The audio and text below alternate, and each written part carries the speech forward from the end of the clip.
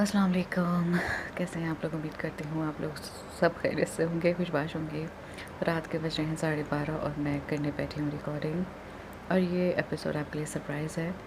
तो मुझे उम्मीद है आप लोगों को सरप्राइज़ बहुत पसंद आएगा। अब मैं जब ये अपलोड पर लगाऊंगी तब मैं पोस्ट लगाऊंगी, उससे पहले नहीं लगाऊंगी, क्योंकि पता नहीं कितना टाइम लगेगा, फिर आप लोग बेचैन हो जाते हैं। तो चलें जी, बढ़ते हैं आज की एपिसोड की तरफ, और देख लीजिएगा टारगेट जो है उसे पूरा करना है। तुमने मुझे कोई रिपोर्ट नहीं दी। अना अपने कमरे में बैठी बख्त और जनान के बारे में सोच रही थी जब अम्मार का फ़ोन आया। क्या रिपोर्ट दूँ मैं तुम्हें? मुझे तो खुद नहीं पता, वो जलकर बोली। मतलब? अम्मार ने पूछा। मतलब ये कि अभी किसी को कुछ पता ही नहीं कि कल क्या हुआ था। इसने बताया। क्यों क्यों अभी तक किसी को कुछ नहीं पता चला? क्या वक्त बिल्कुल खामोश है? या तुम्हारी बहन ने कुछ नहीं बताया? अम्मार ने पूछा। मेरी बहन तो इस वक्त घुन्नी मिसनी बनी हुई है, एक लफ्ज़ इसके ज़बान से नहीं निकला। और जहाँ तक बात रही वक्त की, तो वो तो कल से घर ही नहीं आया। सुबह नाश्ते के टेबल पर बड़ी अम्मी बता रही थी कि वो इसे लेकर फार्म हाउस चला गया। अब अल्लाह जाने वहाँ क्या हुआ है। अना बोली। मतलब अभी किसी को कुछ नहीं पता? अम्मा ने पूछा। हाँ, अभी किसी को कुछ नहीं पता, इसने जलकर जवाब दिया। वक्त क्या करना चाह रहा है? वो इसे वहाँ लेकर क्यों गया? अम्मार ने पूछा। मुझे कुछ नहीं पता, और वैसे भी वो क्या करना चाहता है, क्या करता है, इसके बारे में किसी को कुछ नहीं पता होता। वो बहुत गहरा इंसान है, अना ने कहा। अब क्या होगा? अम्मा ने परेशान होकर पूछा। परेशान होने की ज़रूरत नहीं है। वैसे तो इन दोनों के दरमियान दूरी लाने के लिए कल का हादसा ही काफ़ी है, लेकिन फिर भी अगर ऐसा ना हुआ तो हम वक्त को वो फ़ोटो दिखाएंगे। इसके बाद तो वक्त के साथ साथ वक्त की बहन का भी घर बर्बाद होना तय है। वो सुकून से बोली। सुनो सुनो अना, अब बहुत हो गया है, मुझे बस किसी भी कीमत पर जनान चाहिए। अम्मार ने कहा। अब तुम्हें हर कीमत पर वो चाहिए, और जब तुम्हें मिल रही थी तब तुमने क्या किया था? उस वक्त वो ना करते तो आज वक्त मेरा होता और जनान तुम्हारी होती, और हम सुकून से ज़िंदगी गुजार रहे होते। लेकिन तुमने दौलत के लालच में आकर उसे खो दिया। लालची आदमी। अना इसे भिगो कर जूते मारने लगी। अम्मार खामोश रहा। जो हो गया सो हो गया, मैं अपनी गलती मानता हूँ। अब बस मुझे हर कीमत पर जनान चाहिए। कुछ देर बाद वो बोला। वक्त से छोड़ेगा तब तुम इससे शादी कर लेना, फ़िलहाल क्या होगा इसका इंतज़ार करो। अना ने कहा। वो हवेली कब तक आएगा? अम्मार ने बेचैनी से पूछा। मैं इसकी नौकर नहीं लगी, जब आना होगा आ जाएगा। अना ने जवाब देकर फ़ोन काट दिया। एक तो मैं खुद परेशान हूँ, ऊपर से ये। इसने झल्ला कर सोचा। आखिर बख्त तुम आई क्यों नहीं? जल कर क्या चल रहा है तुम्हारे दिमाग में? वो अपने हाथों की उंगलियों का चट खाते हुए सोचने लगी। शाम के 7 बज रहे थे जब वो लोग हवेली में दाखिल हुए। जनान कुछ देर पहले तक मुसलसल रोती रही थी। इसी वजह से इसका पूरा चेहरा आंसुओं से तर था, और आंखें भी बुरी तरह सूज गई थी। वक्त इसका हाथ थामकर अंदर की तरफ बढ़ा। ज़रबी भी इस वक्त हादिया बेगम के साथ लाउंज में बैठी थी।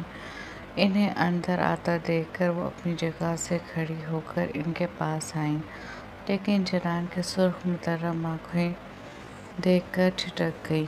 क्या हुआ इसे? ये क्यों रो रही है? ज़रबी ने जनान की हालत देखकर पूछा। इनके पूछने की देर थी कि जनान फिर रोने लगी। کیا ہوا ہے، کیوں رو رہی ہو بیٹا؟ انہوں نے پریشان ہو کر اسے خود سے لگاتے ہوئے پوچھا۔ بخت خان لب بھیجے اسے دیکھنے لگا۔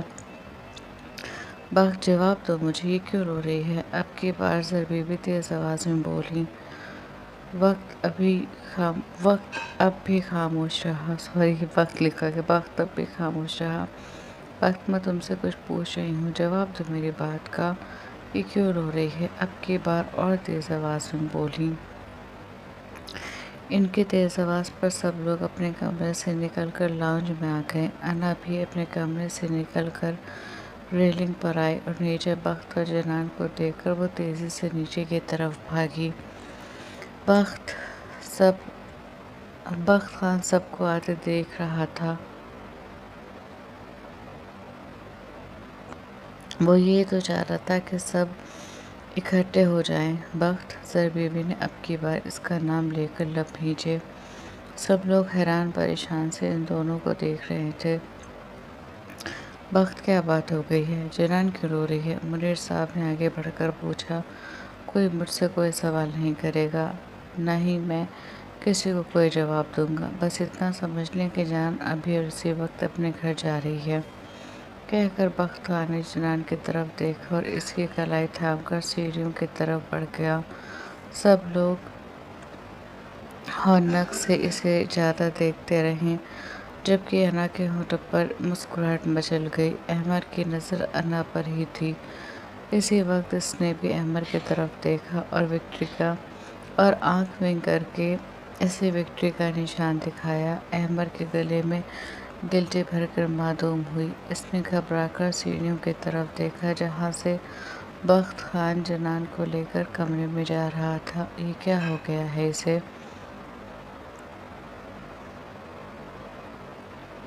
ہادیہ بیگم زربی بی کے پاس آ کر بولی۔ انہوں نے خالی نظروں سے ہادیہ بیگم کو دیکھا۔ کل تک تو سب کچھ ٹھیک تھا، یہ جنان کو لے کر فارم ہاؤس گیا تھا، وہاں ایسا کیا ہو گیا کہ اب اسے اس کے گھر چھوڑ کر آنے کی بات کر رہا ہے؟ منیر صاحب بولے۔ زربی بھی بالکل خاموش تھی اور یسریٰ ان کے پاس کھڑی رو رہی تھی۔ مورے لالا کو کیا ہو گیا ہے؟ وہ اس طرح کیوں کر رہے ہیں؟ روتے ہوئے اس نے بھی زربی بی سے پوچھا، لیکن ان کے پاس کسی کے سوالوں کا کوئی جواب نہیں تھا۔ ہوتا بھی کیسے جو کچھ ہوا، اس کا علم تو ان کے فرشتوں تک کو نہیں تھا۔ آذر صاحب اور زندہ بیگم بھی اپنے کمرے سے آ گئے اور جیسے انہیں ساری صورتحال کا علم ہوا وہ بھی پریشان ہو گئے۔ جاؤ اسے بلا کر لاؤ، میں پوچھوں گا اس سے کہ کیا تماشا لگایا ہوا ہے اس نے، آذر صاحب غصے سے تیز آواز میں بولے۔ غصے کی وجہ سے ان کا وجود کب کا پانے لگا تھا۔ بابا، آپ خود کو سنبھالیں، ہم ابھی اس سے بات کریں گے۔ منیر اور مظہر صاحب آگے بڑھ کر انہیں سنبھالتے ہوئے بولے۔ وہیں یاسر زندہ بیگم کو سنبھال رہا تھا۔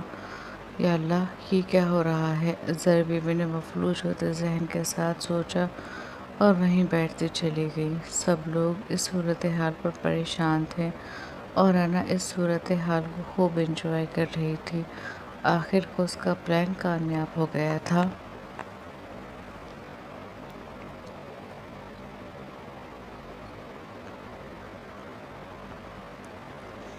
چلو جنان، بیگ میں اپنے کپڑے رکھو، کمرے میں لا کر بخت خان نے جنان سے کہا۔ جنان نے کھا جانے والی نظروں سے اسے دیکھا۔ میری جان، ایسی نظروں سے مجھے بعد میں دیکھ لینا، ابھی فی الحال اپنی پیکنگ کرو۔ پیار سے اس کے گال کو تھپ تھپاتے ہوئے بخت خان نے کہا۔ ہاتھ مت لگاؤ ہم کو، غصہ آ رہا ہے ہم کو تم پر، وہ لگ بھگ چیختے ہوئے بولی۔ بخت خان نے ایک دم اس کے منہ پر ہاتھ رکھ کر اسے گھورا۔ چیخو مت، نیچے آواز جائے گی، انگلی اٹھا کر اسے دبے گی۔ کیا ملے گا تم کو یہ کر کے خان؟ کیا تم اس شخص کا پتہ ایسے ہی نہیں لگا سکتا؟ وہ بخت خان کا ہاتھ اپنے ہونٹوں سے ہٹا کر اس کے ہاتھ کو اپنے ہاتھوں میں لے کر بولی۔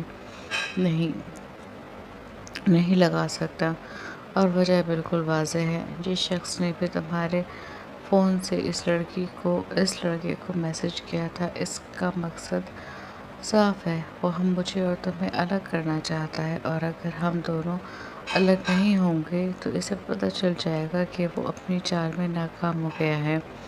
کامیاب ہونے کے لیے اگلی بار وہ کچھ بھی کر سکتا ہے، کچھ بھی، مطلب کچھ بھی۔ مجھے تمہاری حفاظت کرنی ہے اور اس کے لیے تمہارا یہاں سے جانا ضروری ہے۔ بخت خارش کے چہرے کو ہاتھوں کے پیالوں میں لے کر پیار سے بولا، تم کو جس پر شک ہے تم اس کو تھانے لے جاؤ اور اس سے وہاں پوچھ لو۔ تم تو پولیس والا ہے، تم کو تو سر جھکلوانے کا 100 طریقہ آتا ہوگا۔ وہ ہچکیوں کے درمیان بولی، 100 نہیں، سر جھکلوانے کے 1000 طریقے آتے ہیں، لیکن میری جان پہلے مجھے یہ تو پتہ چلے کہ وہ شخص ہے کون، اور جب تک مجھے اس شخص کا پتہ نہیں چل جاتا میں اس گھر میں کسی پر یقین نہیں کروں گا۔ کسی پر نہیں، مطلب کسی پر نہیں۔ تم کو انا پر شک ہے نا؟ تم اس کو لے جا کر پوچھو۔ جنان نے کہا، ہاں مجھے انا پر شک ہے۔ جس طرح سے تم نے مجھے بتایا کہ وہ کل لنچ کے ٹائم پر لیٹ آئی تھی، وہ میسج بھی اسی وقت کا ہے، لیکن یہ ثبوت انف نہیں ہے۔ میں اس کے لنچ پر لیٹ آنے کو ثبوت بنا کر اس سے پوچھ تاچھ نہیں کر سکتا۔ بخت خان نے اسے تحمل سے سمجھانا چاہا، کیوں نہیں کر سکتا؟ تم پولیس والا ہے، تم سب کچھ کر سکتا ہے۔ وہ ضدی انداز میں بولی، ٹھیک ہے، اگر میں ایسا کر بھی لوں تو جانتی ہو اس کا نتیجہ کیا ہوگا؟ اس کے نتائج کیا ہوں گے؟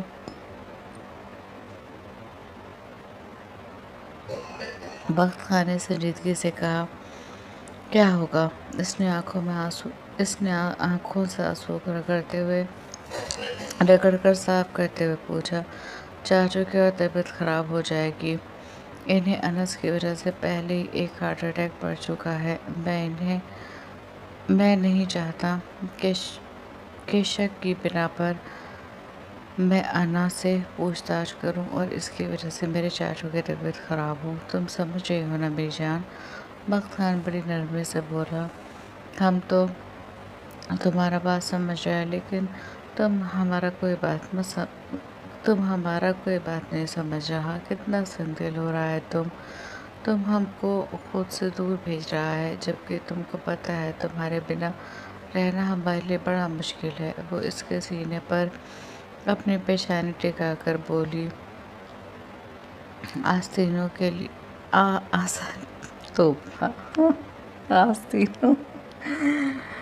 آسانیوں کے لیے تھوڑی پریشانی بڑھنی پڑے گی۔ بخت خان نے کہا تو اس نے نظر اٹھا کر اس کی طرف دیکھا، مطلب تم اپنے فیصلے سے باز نہیں آئے گا؟ جنان نے پوچھا، نہیں، میں تمہیں تمہارے گھر چھوڑنے جا رہا ہوں، ابھی اور اسی وقت۔ چلو پیکنگ کرو، کہہ کر بخت خان پلٹا اور ڈریسنگ روم سے لگیج ٹرالی اٹھا کر بیڈ پر رکھی اور الماری کھول کر اس میں سے جنان کے کپڑے نکالنے لگا۔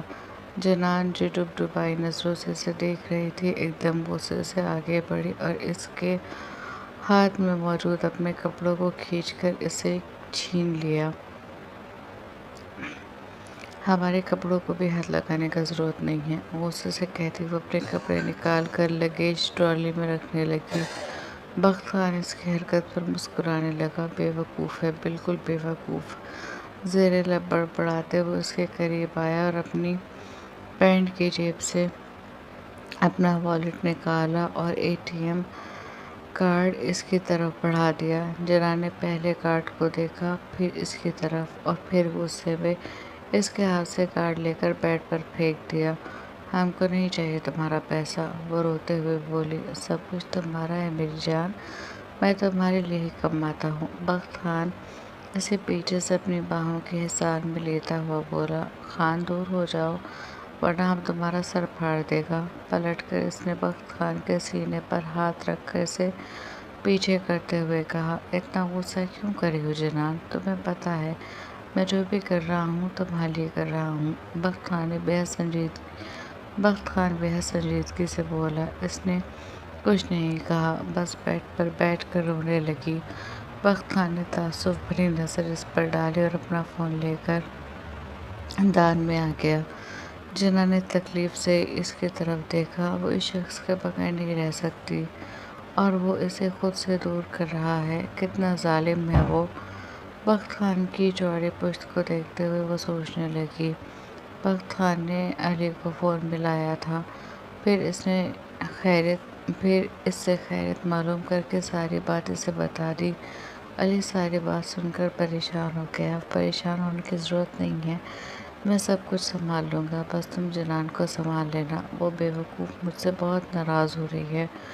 بخت خان نے علی سے کہا، ڈونٹ وری عبداللہ بھائی، میں اسے سنبھال لوں گا، بس آپ جلدی پتہ لگائیں کہ کون ہے وہ شخص جو عمار سے ملا ہوا ہے اور جو آپ دونوں کا الگ کرنا چاہتا ہے۔ علی نے کہا، میں بہت جلد پتہ لگا لوں گا، بس پلیز تم جنان کو سمجھا لینا، وہ بے وقوف ہے، اسے لگ رہا ہے میں اسے خود سے دور کرنا چاہ رہا ہوں، وہ یہ نہیں سمجھ رہی کہ یہ سب میں اس کے لیے کر رہا ہوں، اس کو پروٹیکٹ کرنے کے لیے کر رہا ہوں۔ اس وقت میں یہاں پر کسی پر بھروسہ نہیں کر سکتا، اسے لگتا ہے میرے لیے آسان ہے، وہ یہ نہیں سمجھ رہی کہ میرے لیے بھی اس کے بغیر رہنا بہت مشکل ہے۔ بخت خان نے کہا، آپ بالکل فکر مت کریں، میں اسے خود سنبھال لوں گا۔ علی نے اسے تسلی دی۔ کچھ اور باتیں کر کے اس نے فون رکھا اور واپس کمرے میں آ گیا۔ جنان بیڈ پر سر جھکائے بیٹھی ابھی بھی رونے میں مصروف تھی۔ چلو اٹھو، میں تمہیں چھوڑ کر آتا ہوں۔ اس کے بازو پکڑ کر بخت خان نے اسے بیڈ سے اٹھایا۔ جنان نے سرخ آنکھوں سے اس کی طرف دیکھا۔ بخت خان کا دل کٹ کر رہ گیا۔ بے اختیار اس نے جنان کو اپنے سینے سے لگا لیا۔ بس کچھ دن، پھر سب کچھ ٹھیک ہو جائے گا، میں بھی تمہارے بغیر نہیں رہ سکتا۔ اس کی کمر کو سہلاتے ہوئے بخت خان نے کہا، نہیں رہ سکتا تو خود سے دور کیوں کر رہا ہے؟ وہ اٹک اٹک کر بولی، تمہارے لیے، تمہیں پروٹیکٹ کرنے کے لیے، اور اب تم کچھ نہیں کرو گی، بخت خان اس سے الگ ہوا اور اے ٹی ایم کارڈ اٹھا کر اس کے ہینڈ بیگ میں ڈالا اور ٹرالی بیڈ سے نیچے اتار کر اس کی کلائی پکڑ کر کمرے سے نکل گیا۔ کیا تماشا لگایا ہے تم نے یہ؟ کہاں لے جا رہے ہو جنان کو؟ اس کے نیچے آتے آزاد صاحب غصے سے دہاڑتے اس کے پاس پہنچے۔ جنان نے سہم کر ان کی طرف دیکھا، جبکہ بخت خان کو ان کی طبیعت کی فکر ہوئی۔ دادو آرام سے، آپ کی طبیعت خراب ہو جائے گی، اس نے فکر مند لہجے میں کہا۔ اگر میری طبیعت کی اتنی ہی فکر ہے تو یہ تماشا کیوں لگایا ہے؟ انہوں نے گھبرا کر پوچھا۔ اس کا جواب میں آپ کو بعد میں دوں گا، بخت خان نے کہا۔ نہیں، مجھے ابھی جواب چاہیے، انہوں نے غصے سے کہا۔ میں فی الحال کسی کے سوال کا کوئی جواب نہیں دوں گا، بخت خان نے بھی سختی سے کہا۔ اس نے جان بوجھ کر اپنے چہرے پر سختی کا خول چڑھایا تھا۔ اپنی بات کہہ کر اس نے ایک ایک کے چہرے کو دیکھا۔ وہ پولیس والا تھا، اپنی باتوں کے بعد لوگوں کے چہرے دیکھتا تھا۔ ان کے چہرے پر آتے ہاؤ بھاؤ کو دیکھ کر وہ بہت کچھ سمجھ جاتا تھا۔ کیوں جواب نہیں دو گے؟ زر بی بی نے اس کے سامنے آ کر پوچھا۔ مورے پلیز، بخت خان نے کچھ کہنا چاہا لیکن ایک زوردار تھپڑ نے اس کی بات بیچ میں ہی روک دی۔ مت کہو مجھے مورے، انہوں نے غصے سے کہا۔ سارے گھر والے حیرت سے زر بی بی کو دیکھنے لگے، جنہوں نے آج تک بخت کو انگلی تک نہیں لگائی۔ آج انہوں نے اس کے تھپڑ مارا، اور وہ بھی سب کے سامنے، اور اس کی بیوی کے لیے۔ جنان نے بھی حیرت سے انہیں دیکھا، جبکہ بخت خان آنکھیں بند کر کے لب بھیجے خود کو کمپوز کرنے لگا۔ یہ میرا اور اس کا معاملہ ہے، کوئی بھی ہمارے درمیان نہیں آئے گا، میں نے فیصلہ کر لیا، یہ یہاں پر نہیں رہے گی، مطلب نہیں رہے گی۔ میرے فیصلے کے آگے اب کوئی نہیں بولے گا، میں اس پر سارے اختیارات رکھتا ہوں، اس لیے کسی کو کچھ بھی کہہ کر اپنے لفظوں کو بے مول کرنے کی ضرورت نہیں ہے۔ چند لمحے بعد وہ سختی سے بولا۔ کہتے ہوئے اس نے ایک بار پھر سب کی طرف دیکھا۔ اس کی بات پر انا مسکرائی تھی، لیکن جیسے بخت کی نظر اس پر پڑی اس نے ایک دم اپنے ہونٹوں کو بھینچ لیا۔ بخت خان کا دماغ ٹھٹک گیا، لیکن اگلے ہی لمحے اس نے اس پر سے نظر ہٹا لی۔ ایسا کیا ہو گیا ہے تم دونوں کے درمیان کہ تم اسے اس کے گھر چھوڑ کر آ رہے ہو؟ زر بی بی نے روتے ہوئے پوچھا۔ ان کے سوال پر سب نے بخت خان کی طرف دیکھا۔ وہ اس کے جواب کے منتظر تھے۔ انا بھی بے چینی سے اس کے جواب کی منتظر تھی۔ بخت خان نے ایک بار پھر اس کی طرف دیکھا۔ یہ بھی میرا اور اس کا معاملہ ہے۔ میں کسی کو کچھ بھی نہیں بتاؤں گا، بخت خان نے کہا تو انا نے لب بھینچ لیے۔ اس کا انداز بخت خان کو بہت کچھ سمجھا رہا تھا، یا شاید وہ سب کچھ سمجھ چکا تھا۔ ٹھیک ہے، تم دونوں کے درمیان جو کچھ بھی ہوا ہے وہ تم دونوں جانو، لیکن یہ اس گھر سے نہیں جائے گی۔ یہ اس کا گھر ہے۔ زر بی بی نے اس کے ہاتھ سے جنان کا ہاتھ چھڑاتے ہوئے اسے اپنے قریب کر لیا۔ جنان نے محبت بھری نظر سے انہیں دیکھا۔ کل تک وہی عورت تھی جو اسے اس گھر سے نکالنا چاہتی تھی، اور آج وہی عورت اس کے لیے اپنے بیٹے کے سامنے ڈٹ کر کھڑی ہو گئی۔ یہ اس کا گھر ہے، یہ اس گھر سے جائے گی کیونکہ میں اس کے ساتھ نہیں رہ سکتا۔ بخت خان کے کہنے کی دیر تھی کہ ایک اور تھپڑ اس کے گال پر آیا۔ ٹھیک ہے، تمہیں نہیں رہنا اس کے ساتھ تو تم اس گھر سے چلے جاؤ، زر بی بی نے کہا تو بخت خان نے حیرت اور بے یقینی سے انہیں دیکھا، جبکہ سارے گھر والے اس صورتحال پر بے انتہا پریشان ہو رہے تھے۔ ٹھیک ہے، میں بھی چلا جاؤں گا، لیکن یہ بھی یہاں نہیں رہے گی، بخت خان نے سرخ چہرے کے ساتھ کہا اور آگے بڑھ کر جنان کی کلائی کو تھاما اور باہری دروازے کی طرف بڑھ گیا۔ بخت، اگر تم نے اس گھر سے ایک قدم بھی باہر نکالا تو مجھ سے برا کوئی نہیں ہوگا۔ آنچل صاحب غصے سے دہاڑے، اور اگر کسی نے بھی مجھے روکنے کی کوشش کی تو وہ میرا مرا منہ دیکھے گا، بخت خان نے بھی تیز آواز میں کہا۔ اس کی بات پر زر بی بی نے بے اختیار اپنے دل پر ہاتھ رکھا تھا، جبکہ اسرا بے تحاشا رونے لگی تھی۔ کیا ہو رہا تھا؟ کیوں ہو رہا تھا؟ ایسا کیا تھا دونوں کے درمیان جو نوبت یہاں تک آئی تھی؟ کیا ہو رہا تھا؟ کیوں ہو رہا تھا؟ ایسا کیا ہوا تھا دونوں کے درمیان جو نوبت یہاں تک آئی تھی کہ بخت خان اسے گھر میں رکھنے کے لیے تیار نہیں تھا؟ وہ سب اپنی اپنی جگہ کھڑے ہی سوچ رہے تھے، اور انا بخت خان کے اس قدم پر خوشی سے پھولے نہیں سما رہی تھی۔ اس کا بس نہیں چل رہا تھا کہ ابھی کمرے میں جا کر عمار کو فون کر کے خوشخبری سنائے، لیکن ابھی اسے سب کے ساتھ رہنا تھا، اس لیے اپنے جذباتوں پر کنٹرول کیا۔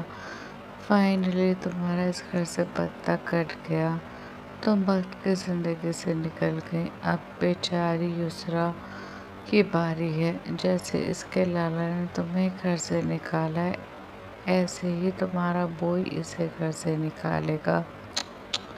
بیچاری، ابھی شادی ہوئے کتنے دن ہوئے ہیں؟ وہ یسریٰ کو دیکھتے ہوئے دل میں کہہ رہی تھی، جو زر بی بی کے پاس بیٹھی زار و قطار رو رہی تھی۔ لیکن اسے نکالنے کی ضرورت کیا ہے، یہ تو نکلی ہوئی ہے۔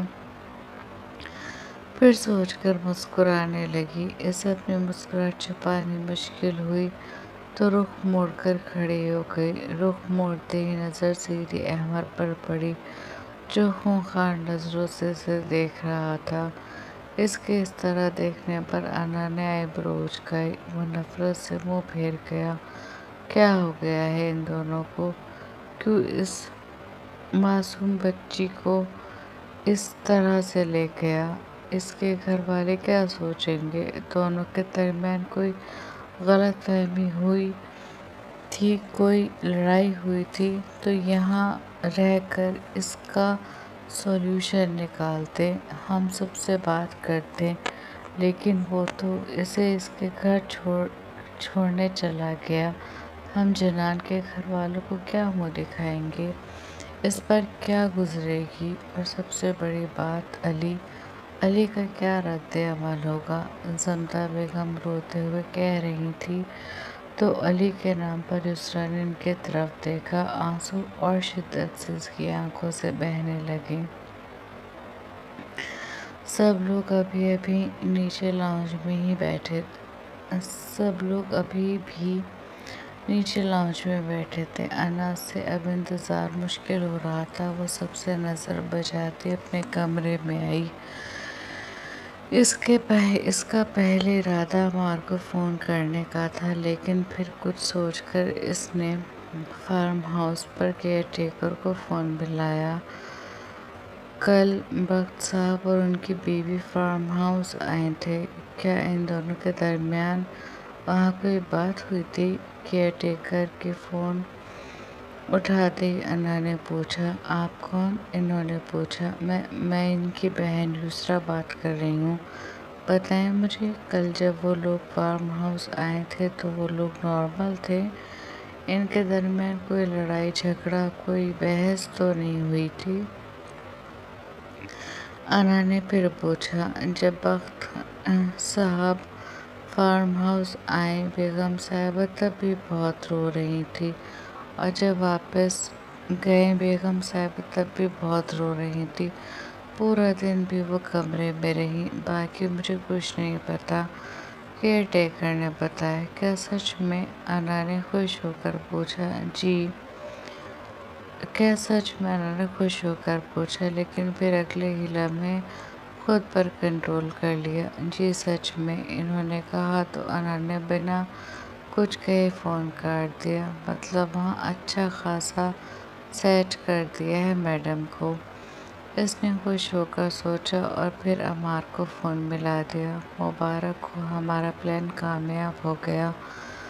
इसके फ़ोन उठाते ही अन्ना ने कहा। क्या सच में? इसने खुश होकर पूछा। हाँ सच में, वक्त ने जनान को घर से निकाल दिया है। मतलब वो इसे इसके घर मैके छोड़ने गया है, अन्ना ने खुश होकर बताया। तो क्या सारे घर वालों को इसके और मेरे बारे में पता चल गया? अम्मार ने तजस्सुस से पूछा। नहीं, यही तो उसने नहीं कहा, किसी को भी कुछ नहीं बताया, बस ये कहा कि वो इसे इसके घर छोड़ने जा रहा है। अन्ना ने मुंह बनाकर कहा। इसका कितना अरमान था जनान को जलील होते देखने का, लेकिन इसके सारे अरमानों पर बख्त खान ने पानी फेर दिया। लेकिन इसे इस बात की खुशी थी कि वो इस घर से चली गई है। मतलब इसने किसी को कुछ नहीं बताया? अमार ने पूछा। नहीं, किसी को कुछ नहीं बताया, लेकिन तुम फिक्र मत करो, बहुत जल्द हम कुछ ऐसा करेंगे कि खुद सबको पता चल जाएगा। मैं सबकी नज़रों में इसे गिरता हुआ देखना चाहती हूँ। आज इन सब लोगों की नज़रों में मैं इसके लिए अफसोस और मोहब्बत देख रही हूँ। एक दिन इनकी नज़रों में मैं इसके लिए नफ़रत देखूंगी, और वो दिन बहुत जल्द आएगा। अन्ना ने नफ़रत से कहा। ये कहते हुए वो भूल गई थी कि इज़्ज़त और ज़िल्लत देने वाली अल्लाह की ज़ात है, और अल्लाह कभी भी अच्छे लोगों के साथ बुरा नहीं करता, बल्कि वो पाक ज़ात तो बुरे लोगों को भी संभलने का बार बार मौका देती है। एक बार इसका बंदा सच्चे दिल से माफ़ी मांग ले, वो रहीम सब कुछ माफ़ कर देता है। फिर भला ये कैसे हो सकता है कि वो मासूम लोगों का बुरा करे, और जनान तो बेइंतहा मासूम है। मतलब अब मेरा रास्ता साफ है। अम्मार ने इसकी बात पर कान धरे बगैर पूछा। तुम्हारा रास्ता तब तक साफ नहीं होगा जब तक वक्त इसे अपनी ज़िंदगी से नहीं निकालेगा। इतना इंतज़ार कर लिया है, थोड़ा और इंतज़ार कर लो। वो दिन दूर नहीं जब वो इसे तलाक का नोटिस भेज देगा, अन्ना ने कहा। مطلب اور انتظار؟ وہ افسوس سے بولا۔ ہاں لیکن تھوڑا، مجھے امید ہے وقت زیادہ دن اسے اس رشتے کو قائم نہیں رکھے گا۔ اس نے کہا چلو ٹھیک ہے، میں اس دن کا انتظار کروں گا جب وہ میری جنان کو اپنی زندگی سے نکال دے گا۔ عمار کے میری جنان کہنے پر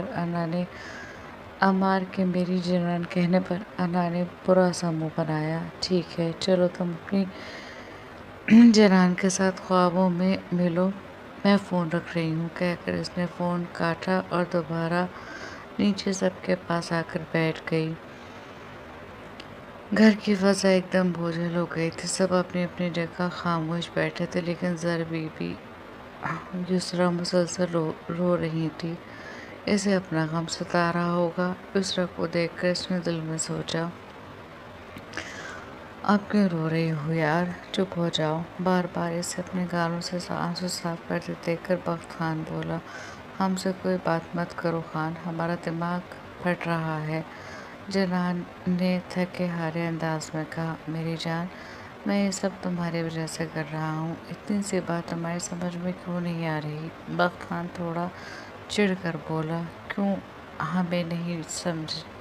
ہمیں نہیں سمجھنا۔ وہ کھڑکی سے باہر دیکھتے ہوئے بولی، جنان چپ ہو جاؤ خان، ورنہ ہم تمہیں مار دے گا۔ وہ بھی چڑھ کر بولی۔ اس کے سر میں اتنا درد ہو رہا تھا کہ اسے اس کی آواز تک چبھ رہی تھی۔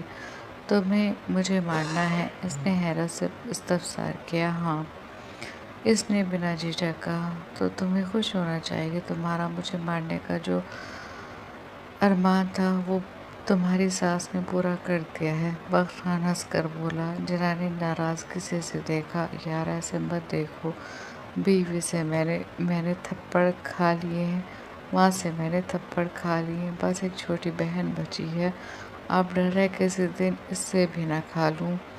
بخت خان اس کا موڈ خوشگوار کرنے کے لیے بولا، لیکن جنان کا موڈ خوشگوار کیا ہوتا، اس نے تو سیٹ کی پشت سے ٹیک لگا کر آنکھیں بند کر لی۔ جنان بخت خان کچھ کہتے کہتے رہ گیا۔ اس نے گہرا سانس لے کر اپنی ساری توجہ ڈرائیونگ پر مبذول کر لی۔ کچھ ہی دیر گزری تھی کہ اس کے فون پر کسی کا فون آنے لگا۔ اس نے جیب سے فون نکال کر دیکھا، اسکرین پر جگمگاتے نام کو دیکھ کر اس کے ہونٹوں پر مسکراہٹ ٹوٹ آئی۔ صاحب کسی کا فون آیا تھا اور وہ آپ کے اور بیگم صاحبہ کے بارے میں پوچھ رہی تھی۔ انہوں نے وہی سوال کیا جو آپ نے بتائے تھے اور میں نے وہی جواب دیا جو آپ نے مجھے دینے کے لیے کہا تھا۔ عورت تھی؟ بخت خان نے پوچھا۔ ہاں، آواز لڑکیوں جیسی تھی اور وہ یہ کہہ رہی تھی کہ وہ آپ کی بہن یسریٰ ہے، انہوں نے بتایا۔ ٹھیک ہے، کہہ کر بخت خان نے فون رکھ دیا۔ اسے کسی سے بات کرتا دیکھ کر جنان آنکھیں کھول کر اس کی طرف دیکھنے لگی۔ کیئر ٹیکر کا فون تھا۔ اس نے جنان کی طرف دیکھتے ہوئے کہا، صبح میں دوبارہ کپڑے چینج کرنے کے بعد جب وہ کیئر ٹیکر سے ناشتے کا پوچھنے گیا تبھی اس نے ان سے یہ ساری بات بتا رہی تھی کہ اگر کسی کا فون آئے اور وہ اس سے اس طرح کا سوال کریں تو اسے کیا جواب دینا ہے۔ نہ جانے کیوں اس کی چھٹی حس کہہ رہی تھی کہ کسی نہ کسی کا فون ان کے پاس ضرور آئے گا، اور وہ آ گیا۔ انا پر اس کا شک اب مزید گہرا ہو گیا۔ اس نے جنان کو ساری بات بتائی۔ مطلب تم کو پتہ چل گیا نا کہ وہ انا ہی ہے، تو تم واپس گھر چلو اور اس کو سزا دو۔ جنان نے اس کے بازو پر اپنے دونوں ہاتھ رکھ کر کہا، بنا ثبوت کے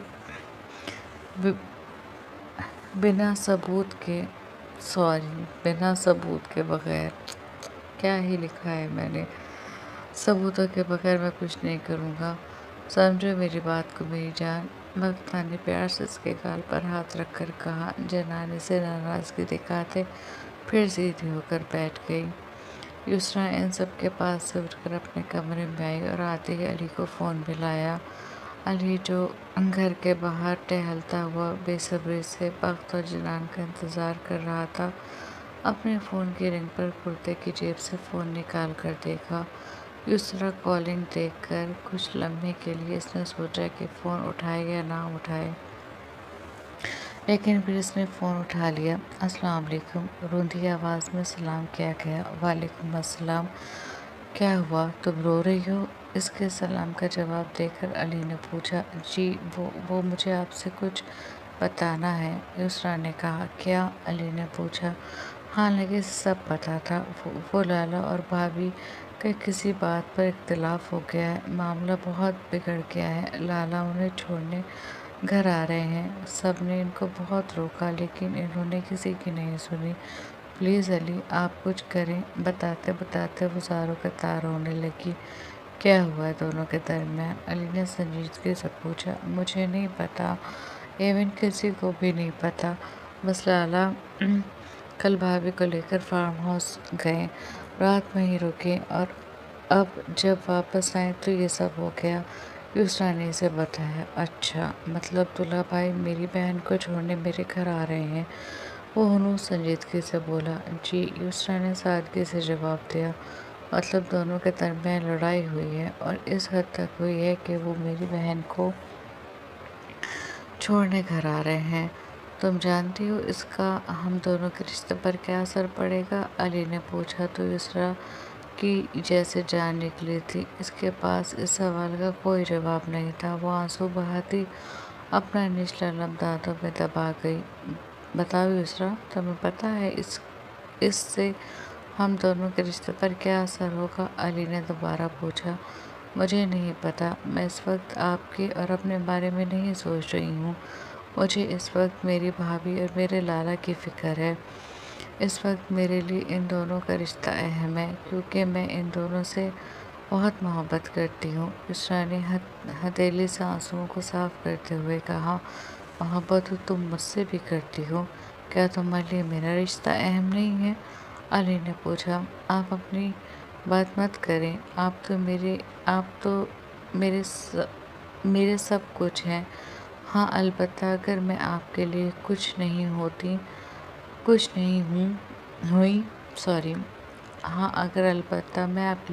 ہوئی تو آپ اس کا اثر ہمارے رشتے پر ضرور لائیں گے، یسرا نے دکھی دل کے ساتھ کہا تو علی بالکل خاموش ہو گیا۔ وہ دیکھنا چاہتا تھا کہ وہ اس سچویشن میں کیسے ری ایکٹ کرے گی، کیا وہ صرف اپنے اور اس کے رشتے کے بارے میں سوچے گی یا پھر ان دونوں کے رشتے کے بارے میں، اور اس کی سوچ جان کر علی کے دل میں اس کی عزت بڑھ گئی۔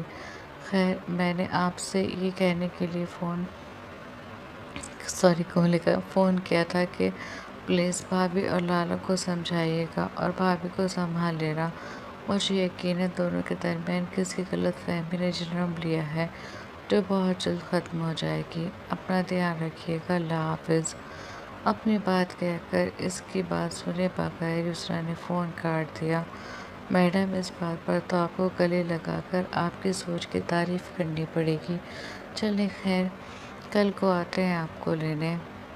بہت رہ لی میکے میں، علی نے مسکرا کر دل میں سوچا اور فون بند کر کے کرتے کی جیب میں رکھ لیا۔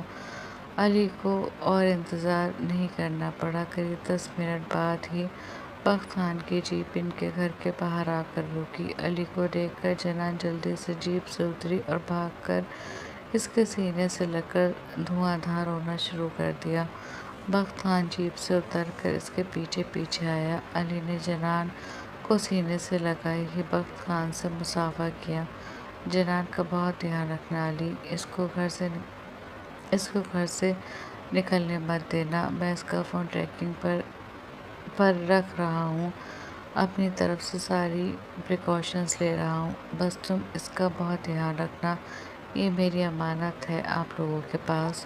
بخت خان نے علی کے سینے سے لگی جنان کو دیکھتے ہوئے کہا۔ وہ اس وقت بخت خان سے اتنی ناراض تھی کہ اس کی ان باتوں پر بھی اس نے پلٹ کر اس کی طرف نہیں دیکھا۔ میں بہت دھیان رکھوں گا، بس آپ اس سب کو جلدی ختم کریں، علی نے کہا۔ سب کچھ انشاءاللہ بہت جلد ہو جائے گا، بخت خان نے کہا اور جنان کے سر پر ہاتھ رکھ کر پلٹ گیا۔ آپ اندر تو آئیں، علی نے اسے جاتے دیکھ کر کہا۔ نہیں، ابھی دیر ہو رہی ہے، بعد میں اپنی بیوی سے ملنے آؤں گا۔ بخت خان نے مسکرا کر کہا اور اس کا سارا سامان نکال کر علی کے پاس رکھا اور پلٹ کر جیپ میں بیٹھ کر وہاں سے نکل گیا۔ بوئی آپ کو پتہ ہے وہ؟ بخت خان کے جانے کے بعد جنان روتے ہوئے علی سے کچھ کہنے والی تھی کہ تبھی علی نے اس کے ہونٹوں پر انگلی رکھ کر اسے چپ کرا دیا۔ مجھے سب پتہ ہے دولہا بھائی، مجھے سب بتا چکے ہیں، تمہیں فکر کرنے کی کوئی ضرورت نہیں ہے، وہ سب سنبھال لیں گے، تم بس اندر چلو۔ علی نے اس کے آنسوؤں کو صاف کرتے ہوئے کہا اور ایک ہاتھ سے اس کی ٹرالی اٹھا کر دوسرے ہاتھ سے اسے کندھوں سے تھام کر اندر کی طرف بڑھ جا رہی ہے۔ سب اچھا رسپانس دیں گے، لائک شیئر کمنٹ کریں اور جنہوں نے چینل کو سبسکرائب نہیں کیا وہ چینل کو سبسکرائب کریں، ٹارگیٹ پورا کریں۔